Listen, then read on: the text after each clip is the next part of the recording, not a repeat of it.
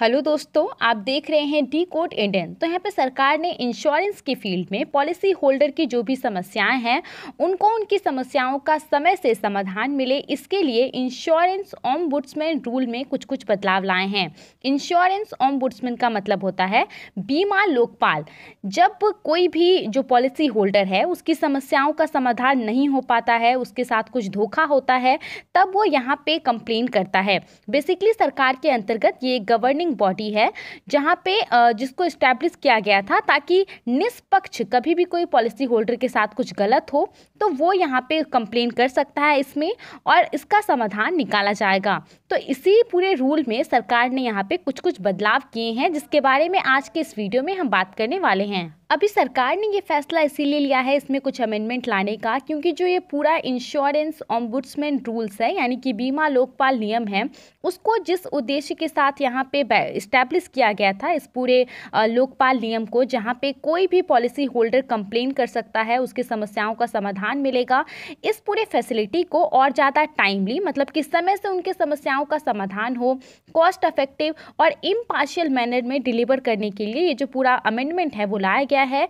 सबसे इंपॉर्टेंट बात यहाँ पे ये है कि इंश्योरेंस ओम्बुड्समैन रूल 2017 में ये जो पूरा अमेंडमेंट है वो लाया गया है। सबसे बड़ा इसमें अमेंडमेंट ये है कि पहले ये जो पूरा कंप्लेन का दायरा था, स्कोप था, वो सिर्फ डिस्प्यूट्स तक सीमित था, यानी कि किसी झगड़े से रिलेटेड ही सिर्फ यहाँ पे कंप्लेन जो है वो किए जा सकते थे। लेकिन अब इसका दायरा थोड़ा सा बढ़ा दिया गया है। अब इसमें जो बीमा कंपनियां हैं, वो जो एजेंट हैं, जो ब्रोकर्स हैं, उन सब से रिलेटेड अगर कोई कंप्लेन है तो वो भी यहाँ पे किया जा सकता है। और क्या क्या अमेंडमेंट है इसमें, तो दूसरा अमेंडमेंट यहाँ पे ये किया गया है कि जो भी पॉलिसी होल्डर है वो इलेक्ट्रॉनिकली अपने कंप्लेन को फाइल कर सकता है ये जो लोकपाल है उसमें। और यहाँ पे एक ऐसा मैकेनिज्म को तैयार किया जा रहा है जिसके थ्रू जो भी पॉलिसी होल्डर है वो अपने कंप्लेन का स्टेटस जान सकता है, यानी कि ऑनलाइन अपने कंप्लेन का स्टेटस जान सकता है कि उसने जो कंप्लेन किया है वो कब तक रिजॉल्व होगा, इन सब के बारे में। उसके अलावा यहाँ पे जो लोकपाल है उनके थ्रू वीडियो कॉन्फ्रेंसिंग का इस्तेमाल करके जो हियरिंग है वो हो सकता है किसी डिस्प्यूट को लेकर के। और इन सब के अलावा इस सर्विस को अच्छे से प्रोवाइड कराने के लिए जो भी पॉलिसी होल्डर हैं उनकी समस्याओं का समाधान बेहतर तरीके से हो सके, इसके लिए जब वैकेंसी होगी ऑफिस में, लोकपाल ऑफिस में, उस समय क्या होगा कि यहाँ पे एडिशनल चार्ज किसी को दिया जाएगा इस पूरे जो फैसिलिटी है उसको चलाने के लिए। उसके अलावा और क्या क्या फैसिलिटी और क्या क्या अमेंडमेंट हुए हैं आइए उसके बारे में जानते हैं।